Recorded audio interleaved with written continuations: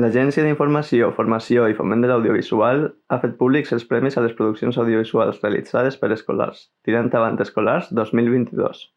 Es tracta de creacions audiovisuals desenvolupades per l'alumnat dels centres d'educació de tot el País Valencià. L'IES Henry Matís guanya 5 premis Tirant Avant entre les categories de ràdio i podcast gràcies al programa Matís en les Zones, els documentals Qui és la persona més sostenible i Aula Nexo y un cortometraje de animación 3D. El proyecto de Matís en las Ondas ha sido todo un descubrimiento, fue un planteamiento que me hizo la profesora Empar Gil. Bueno, en un principio a mí se me ocurrió colaborar con un espacio que se llama Descubriendo el Cine. Me pareció una muy buena iniciativa para introducir a los alumnos dentro del conocimiento pues, de toda la cultura audiovisual cinematográfica.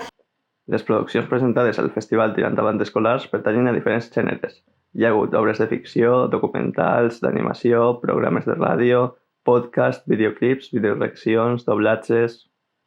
Molt contents i contentes per el reconeixement que hem rebut dels Premis Tirant Avant Escolars. Hem guanyat el premi del públic i el premi a la ràdio de secundària i això ens dona moltíssima satisfacció perquè ha sigut un treball col·lectiu en el que ha participat moltíssima gent i per això precisament l'alegria és doble.